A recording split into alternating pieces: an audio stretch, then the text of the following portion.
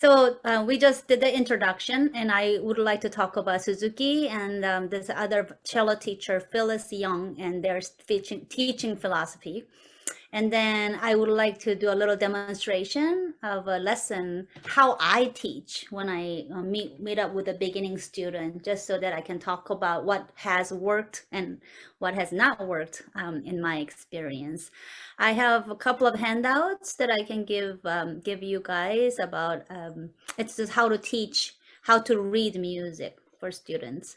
And I think we will have time left, so you can ask me questions. And I am very curious to know what your concerns are about teaching these students. And you already have had 1 or 2 sessions, so I'm assuming that you have had your thoughts, and I would like you to share, because if you are wondering how to do this, it's more than likely that someone else is thinking the same thing. Like, how do I approach this, or how do I solve the problems?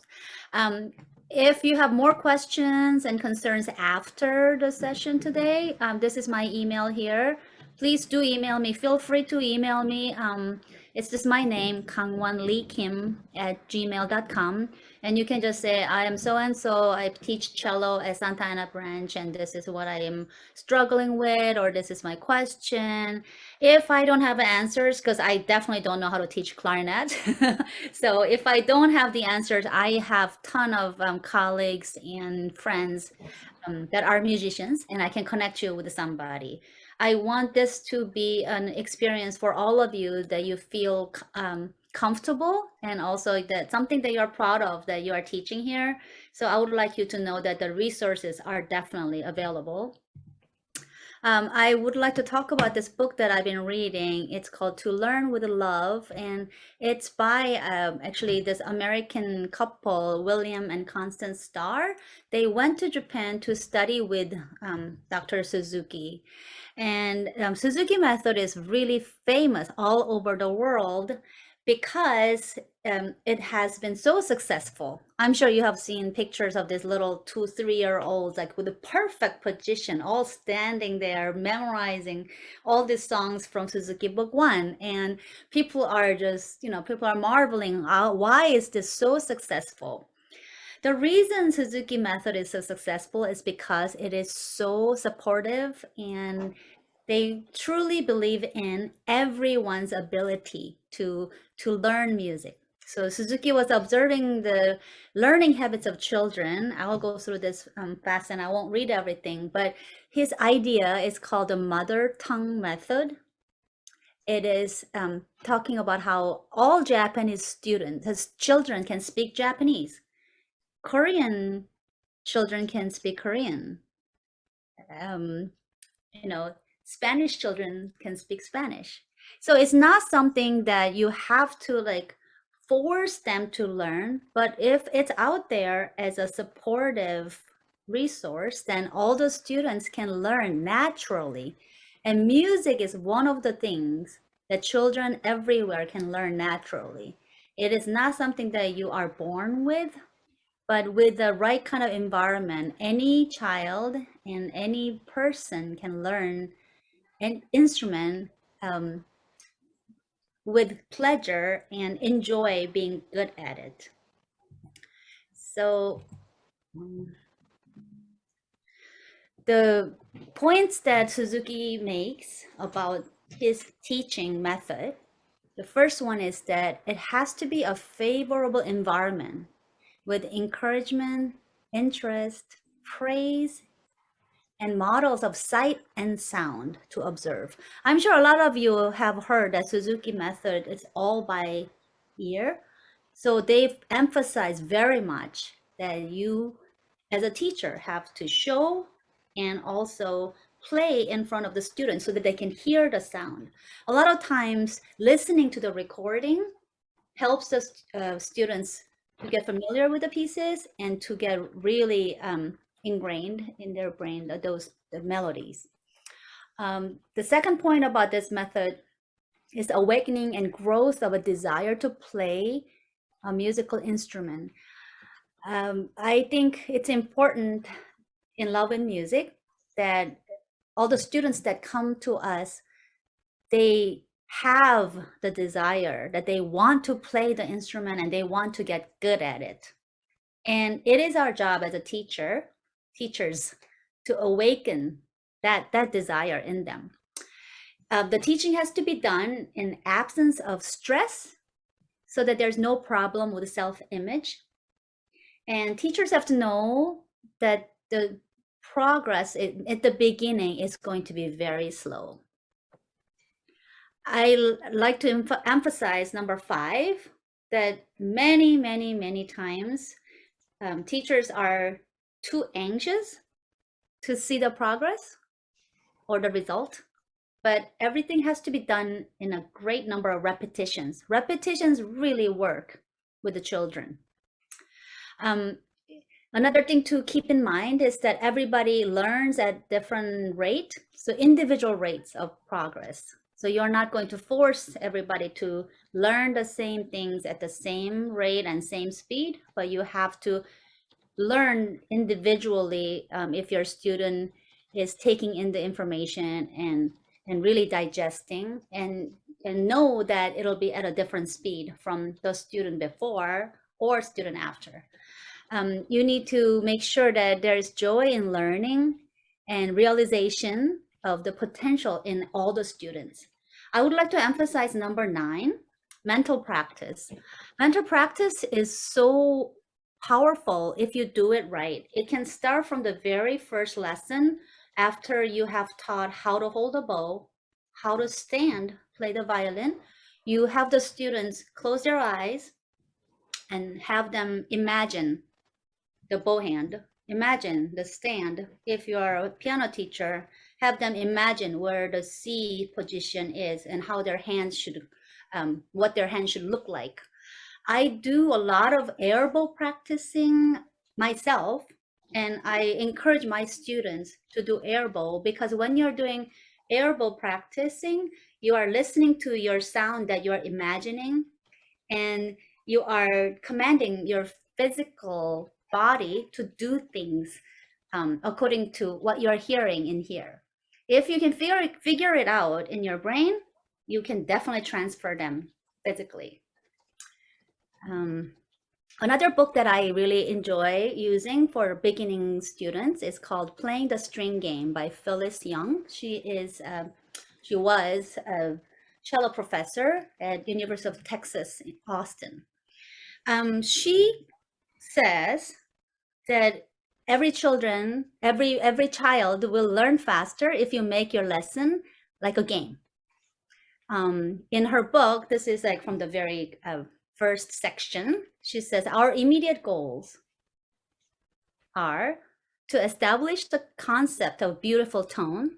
I'm sure you all agree. We want everybody to have a beautiful tone. We don't want scratchy sound, and we don't want the parents to cringe whenever their children practice. And you want to establish the habit of making tension-free motions. This is actually very similar to what Suzuki was also referring to, that it has to be without forcing. You have to establish an attitude that is full of confidence and free of inhibitions. So I think it is really important as teachers to encourage your students enough so that they feel confident to play. I think the best thing that I can do for my students is letting them know that I really truly believe they can do this. I have gotten many cards after my students have graduated from high school and college, and they will say, when I didn't believe in myself, you believe that I can do this. And I think that's what kept me going.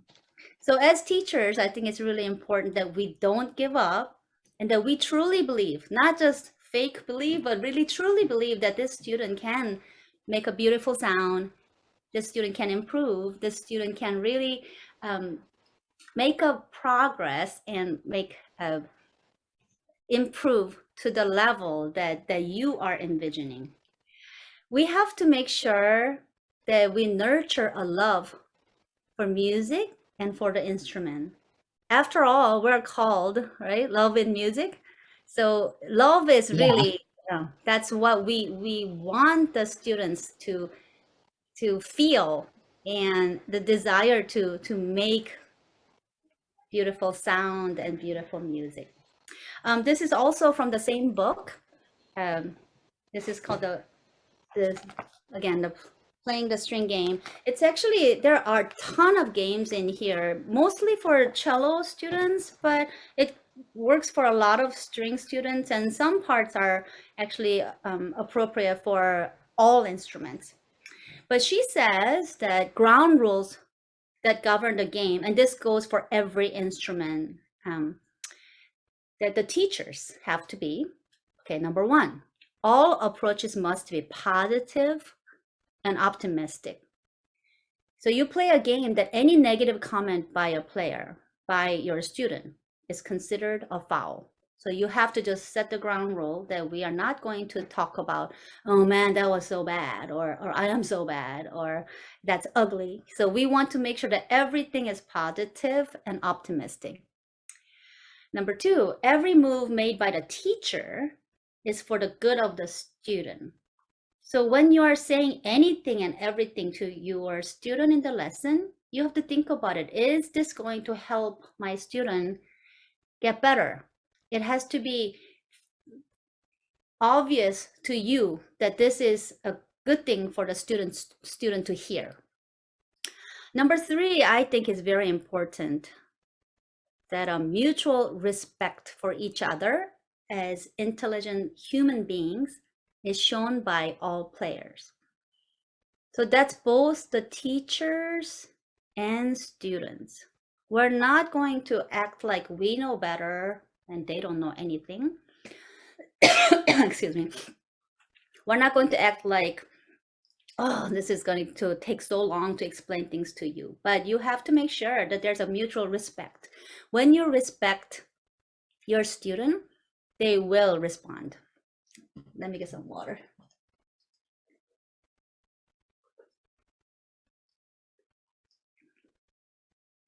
Number four, all players, including the teacher, practice study at home between lessons. Once a week for whatever minutes that you're spending with your student is not long enough.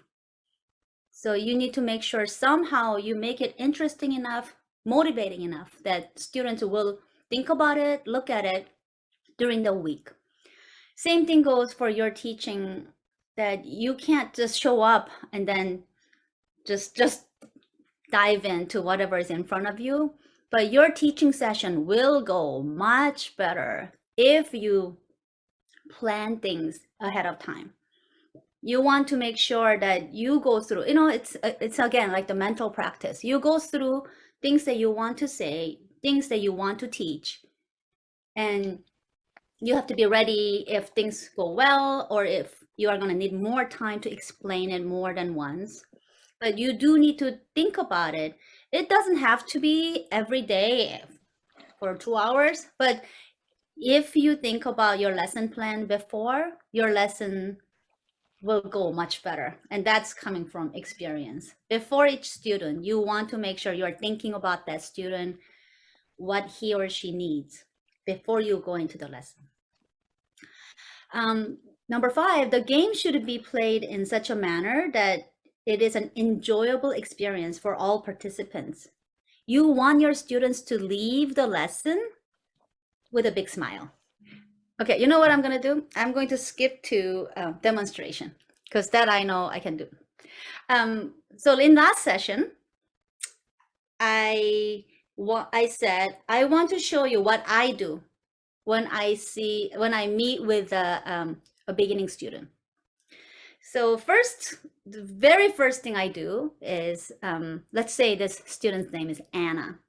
I always say, Anna, tell me something about yourself besides your name that's really memorable, something that's going to be so different from everyone else. So if I see you walking by, then I can remember, like, oh yeah, Anna, she said this. And kids love that. I have gotten lots of information out of them. Like this one student said she has quails, but then her parents ended up cooking them and eating them. Like she was talking about how she used to raise quails. And then another student was talking about how she's really good at hip hop dance. And so something personal. You want the student to think that you are interested in them. So not just violin, not just piano, not just clarinet, not just trumpet, but something about them they want you to know. Maybe they like anime. Maybe they like different kinds of food or something. Write that down. You ask about it the next lesson because they really do appreciate if you remember that they had a baseball game right after the violin lesson. And then you ask, how did that go? How was your brother's birthday party? Because having a lesson is not just something that you show up and then just play, but it has to be something personal, something that you're getting to know each other as human beings. So let's say Anna is my very beginning student. The first thing I always do with the violin student is teaching them how to hold a bow. And I buy this. This is from dollar store. It's Easter egg. Like you can buy a whole bag actually from dollar store. And I tell them, imagine that you're holding an egg in your hand. And you don't want to squeeze it because then you will break the egg. It'll break easily. But you don't want to open your hand like that because it'll fall off. So you want to make sure you are wrapping the egg, but very gently. And they're all these strings, I mean, all these fingers are all bent, and there's enough space because you're spreading the fingers out, just so that you're holding this big egg in your hand. This works really well because kids remember, oh yeah, it's not this, but there's that shape, the round shape.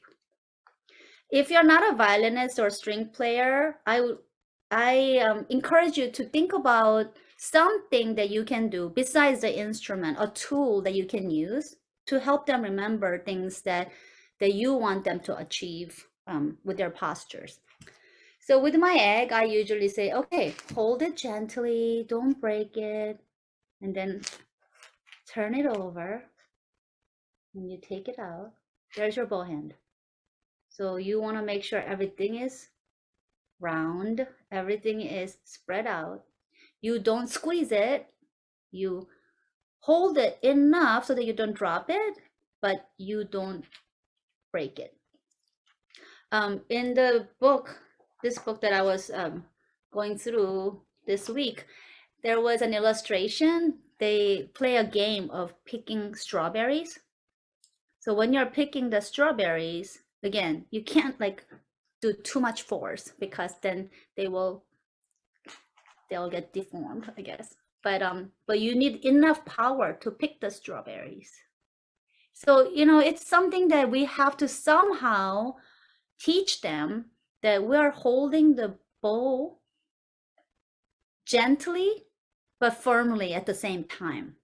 This goes for all the instruments actually, I think. You don't want them to be tight, but you need certain body weight, right? So you want to be able to explain that. And for me, this egg has been great for any level, any age beginning students. This egg is also very good for learning how to vibrate. So you put a penny in here, and then they love going around the house doing this, and that teaches them this motion that's not forced, but it's also repetitive, that you can do over and over. But we're not probably going to get to vibrato this fall for the beginning students. So after I explain the egg, and then I make my students really like think about it during the week and then practice it. And I say, okay, but the egg doesn't really look like a bow, right? So the second thing then I show, okay, let's try this on a pencil. So you still have the egg hand, turn it over, and then you have to number the fingers so that first is thumb, and then you put index finger down, middle finger, ring finger, pinky. You put your thumb right across from the middle finger so that they know where the placement is. And I tell my students, okay, go around the school like this and just think about how bored you are in your math class and just try your ball hand. Nobody's gonna know what you're doing. So just try it with the pencil so that you get used to it. This is a physical memory that they're gonna have to learn. Think about it. We all know there are so many people who hold a bowl in the it's like such wrong way. You know, they go like this and they're like squeezing like this. So having a good bowl hand is a perfect beginning for a lot of violinists. Having a good posture in general, I believe, is so important because we want that beautiful tone coming out that's not squeezed, that's not pressured. It'll only come if the posture is perfectly done. So I always go from the egg to the pencil, and then I make sure that they do that for at least 1 week. I don't give a violin bow right away. Only if it's good on the pencil, then we'll move to the violin bow. When you get the violin bow, then you just say, okay, go from the egg hand. So make sure that they're round fingers, right? You turn it over. And then just like pencil, you put the thumb first, index finger, middle, ring finger. And then you just encourage them to think about the egg so that they're not gonna go flat, but they're going to be all round fingers. I always assign one thing that's super easy. So like finding your G string so that they know they can do that. And that's important because then they feel more confident. They know that they can do that. And then I also assign things that are a little bit more challenging. I want to make sure that you learn all the notes on the A string with the fingers, 1, 2, 3, 4, and if it's low 2, high 2, just so that you have two things to work with. But as a teacher, you want to make sure that the student is feeling confident and comfortable by giving him or her the easy task first. And with Zoom lessons, I've been actually doing a lot of assignments. I say, take a picture of your bow hand, or take 10 seconds and have your mom videotape your C position on the piano. Just so that middle of the week, by Wednesday, I want to hear from you. And it's not anything hard, but something that'll make them go to their instruments and think about music. Because the more they think about it, the more they're going to understand things easy, and they will improve faster. So that's something I think that has worked very well for me to approach the beginners. Okay, I am going to attempt to share my screen again.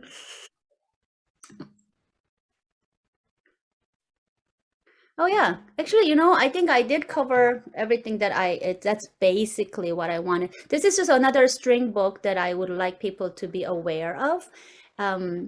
It's by Norman Lamb, and this book actually, it has pictures and like a description of each instrument: violin, viola, cello, bass, and many different ways of setting up students for the good postures. So okay, I want to share just one more thing. This is, You can click on present, yes. Present. so this is how you teach how to read music. I don't know how many of you actually have students who can't read music, but I have this scanned, so Miss Gloria can send them to you. You make them draw the whole notes over and over, half notes over and over, and then a quarter note, so that they know, again, repetition. They need to do it enough times to know the difference. Music reading, this has worked really well for me. So the lines make up the sentence that says, every good boy does fine, right? E, Good boy does. E, D, F. Every good boy does fine. So they remember that sentence, and then that's each line: first, second, third, fourth, and fifth. And then the spaces, there are 4 spaces, and they spell face, F-A-C-E. So the space, first one, second one, third one, fourth one, you make them like put the circles on each space, and then you can make them memorize every good boy does fine, and then face. And then that way they can see, oh yeah, it's E, F, G, A, B, C, D, E, F. Yeah. And then these are other notes that are not on the staff. And you can explain how starts with G, but then it's A, B, C, D. Starts with G, A, B, C, D, E. So that this has worked really well for me for students who don't know how to read music at all. It's pretty easy. Okay. Sorry, I got totally like distracted in the middle, but I think we covered most of it. At this point, I would love to hear from you how it went past 2 weeks. If you had any difficulty, any questions, because if you had a hard time explaining something, it is 100% that someone else also had the same question or same thoughts. Like, oh, I wish I knew how to explain this a little bit better. So that's why we are here, so that we have this space that we share with each other ideas and just experiences what we're going through. So I would love to hear from you if you have any ideas, opinions, questions, concerns. Anyone? You can just unmute yourself.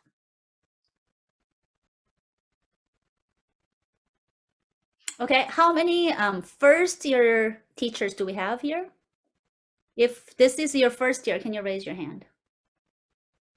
Okay, I'm just gonna call on you. This is not because you're first year, but just so that I hear from you. John, can you unmute? How did it go yesterday, and what was easy, what was hard?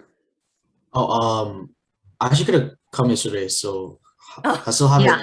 Yeah, Yeah, I he still haven't. couldn't come yesterday, and Okay, then so you haven't started. Yeah. no, I- right? Okay, well then you're off the hook.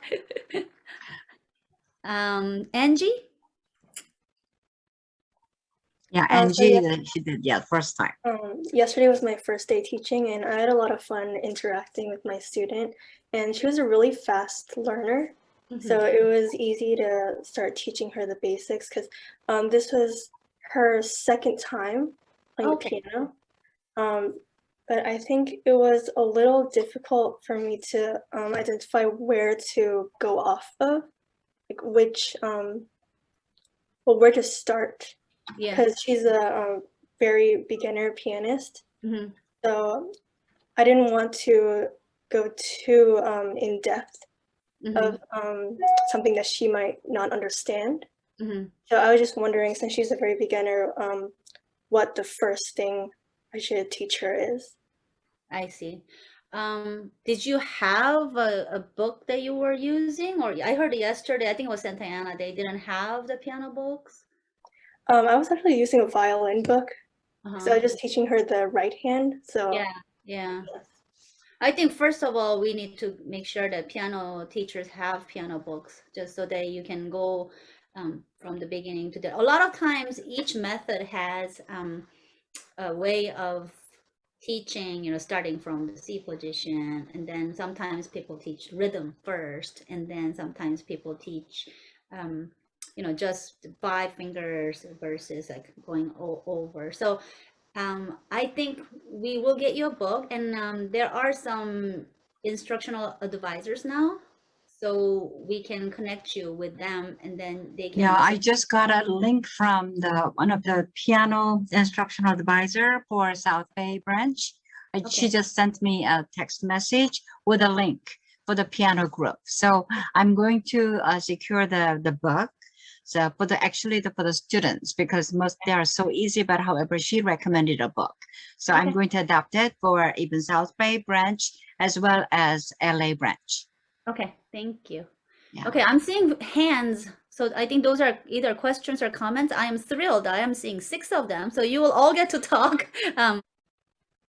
Yeah, but that's just because I'm a first year teacher. Okay, well, that works. Can you tell us how it went? I think it went decently. I think it's just I'm just sort of adapting to it because I've never really taught another younger kid violin. Mhm. So I'm kind of just learning stuff on the way. Okay. Okay, well, Connor, I have ton of materials for you. I mean, violin students, I definitely can give you a lot. So I hope that whole egg thing was helpful, that you'll get some ideas. And there are other, like, I think you have the book, the Element book, right?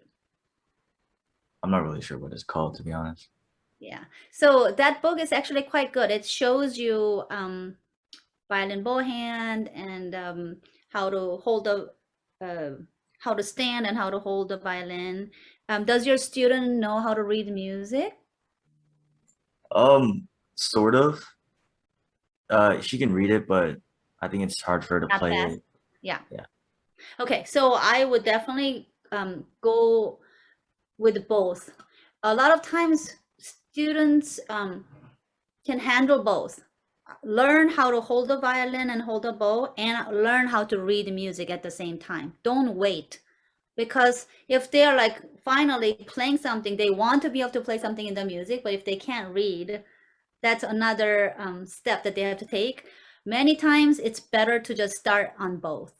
Okay, so I would encourage that you the things that I showed you today, try to use them. And I have other books or other methods that I could definitely email me, and then I can scan it for you. Okay. Okay, thank you. Day that Anthony was just making everybody just circle together and around the table, and then he really was leading a session. Was quite fun, and you are actually teaching them how to hold the violin and how to use the bow type of thing. So would you like to just briefly share what you actually did yesterday? All right. So, I'm a volunteer teacher, but there's also a teacher, like a professional violinist, who also comes in and helps us out. But as of yesterday, she actually couldn't because of some personal matters.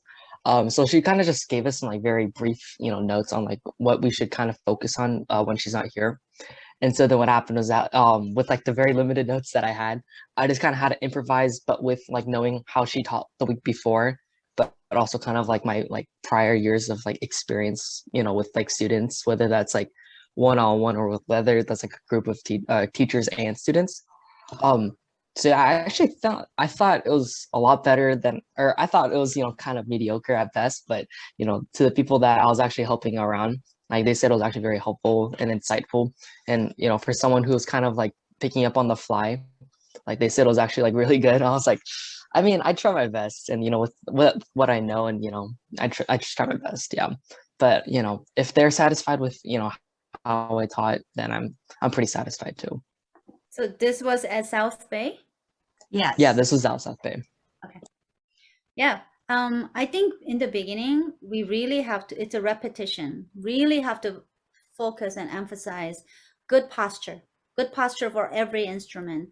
It will change their sound if they are sitting up straight, standing up straight, if their bow is straight, if they're holding the bow nice, firmly and softly, if they're not, going down on the piano keyboard with a lot of force, but making sure that they are controlling the fingers.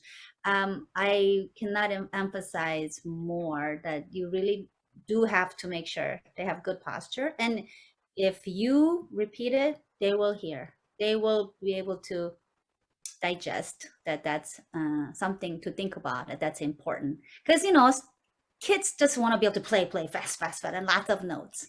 But we have to like kind of pull them back and slow down and make sure that our setup is good. I think time is up. So why don't I take last questions? Anyone? And you can, again, you can email me and let me know. I would like you to cover something this next session, please. And then I will make sure that we cover those issues.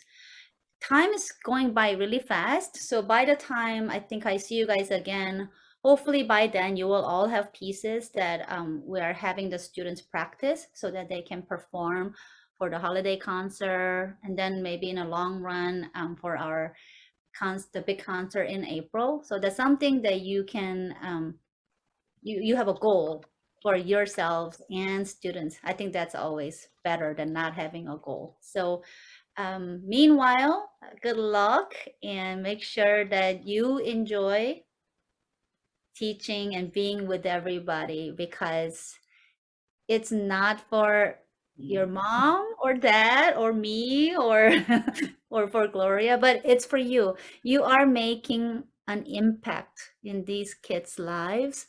Oh, I should mention this to you too. I mentioned this in last session. I was talking to 3 other string players. They are all really good friends. One is the associate principal cellist in San Francisco. Another violinist plays in Cleveland Orchestra. Another one plays in San Francisco Ballet. And we were having this talk about how right now orchestras are really struggling. They want to include everybody, right? They want diversity. But you can't just randomly have great African American violinists or Hispanic violinists all of a sudden overnight. And what we are doing here, I think it is the beginning. If these kids are interested and they like it and they get inspired, this is the beginning where they will really work hard and then keep going with it. And we may produce the diversity that everybody wants by giving these kids chances to study the instruments. So I want you to know what you are doing is, it's actually something that's big. We should be proud of the opportunity and our group together. Okay, I will let you go because it is 7:30. 7:30 my time, 5:30 your time. Yeah, she's about 2 hours ahead of us. So thank you so much for joining us today. And I really hope that you will find continuously our session together with the music director useful, you know, in applying into your own lesson time. So don't be so shy to just communicate with her directly and then without going through me.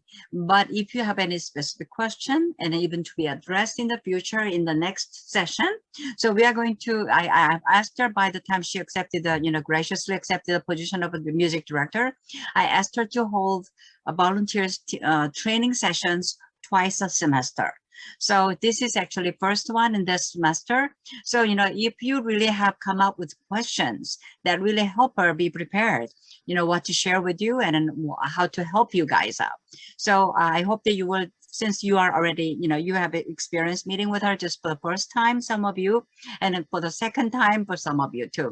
So make sure that you just come up with a question, then so you can, really help yourself improve your quality of your lesson without just even trying to just even spend time together with a student and just go home and feeling bad.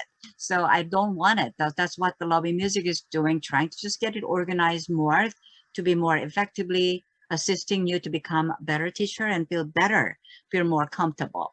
So thank you so much for your valuable time that you are investing to become a good teacher and to really reach out to the children in need of free opportunity to learn the classical instruments that is not that easy outside, away from our mission. So thank you so much for joining and your time today.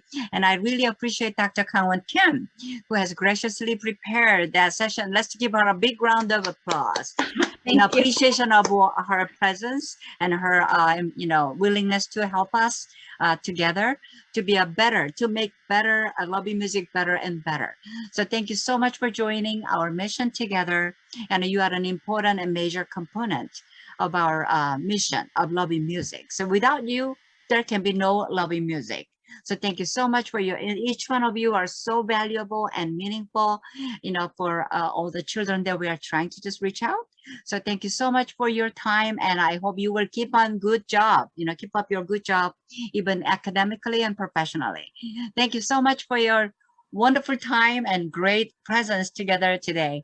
Thank you so much for making the session effective and successful. Thank you so much. Have a wonderful evening. Have a wonderful week next week. Bye-bye. Thank